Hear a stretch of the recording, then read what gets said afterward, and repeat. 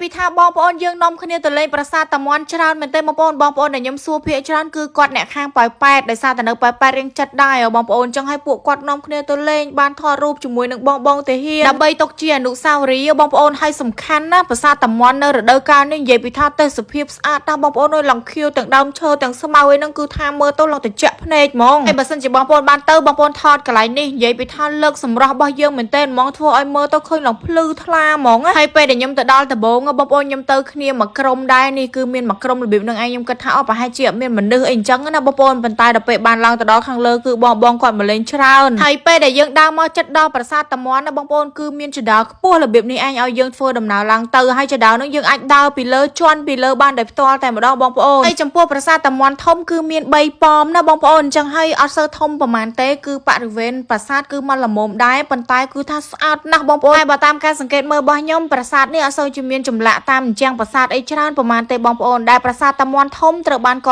សាងឡើងដោយព្រះបាទជ័យវរ្ម័នទី7នៅចន្លោះសតវត្សទី11ដល់សតវត្សទី13បងប្អូនត្រង់តួប៉មកន្លែងនេះខ្ញុំមានអារម្មណ៍ថាប្លែកមែនទែនមើលទៅហាក់បីដូចជាមានទ្វារដែលបិទចិត្តអញ្ចឹងបងប្អូនឃើញដូចខ្ញុំអត់ហើយនិយាយពីថាបើយើងទៅប៉ះរដូវកាលនេះគឺត្រូវចិត្តបងប្អូនហ្មងសូម្បីតែអាកាសធាតុក៏ត្រជាក់ដែរហើយតួប៉មនីមួយបងប្អូនសុទ្ធសមតែជាកន្លែងដែលយើងអាចថតរូបទៅបានស្រស់ស្អាតមែនទែនហ្មងសូម្បីតែបងប្អូនគាត់ទៅលេងនៅនឹងក៏គាត់លក្ខណៈថាថតរូបជាប់អារម្មណ៍នៅនឹងហ្មងបងប្អូនហើយខ្ញុំស្រឡាញ់ជាងគេបងប្អូនគឺអាស្មៅឬក៏ប្រទាលបន្តិចដែលវាដោះចេញពីក្នុងថ្មមកដល់ពេលអញ្ចឹងមើលទៅឃើញស្អាតតែជាក់ភ្នែកហ្មងចំពោះប្រាសាទតាមាន់ធំនេះផងដែរគឺស្ថិតនៅលើប៉ែកខាងជើងនៃជួរភ្នំដងរែកបងប្អូននៅព្រំដែនកម្ពុជានិងថៃនេះឯងចំពោះប្រាសាទនេះផងដែរគឺត្រូវបានកសាងឡើងដើម្បីឧទ្ទិសថ្វាយព្រះពុទ្ធសាសនាមហាយានណាបងប្អូនហើយឃើញបងប្អូនយើងដែលគាត់ទៅទីនោះភាគច្រើនក៏មានបងប្អូនខ្លះដែលគាត់ទៅគោរពសេវាលឹងដែលដោះចេញពីធម្មជាតិមកហ្មងបងប្អូននិយាយទៅថ្មហ្នឹងកើតឡើងរូបរាងមកជាលក្ខណៈធម្មជាតិអីចឹងទៅហើយចំពោះផ្ទាំងថ្មធម្មជាតិនៅនឹងបងប្អូនគឺថា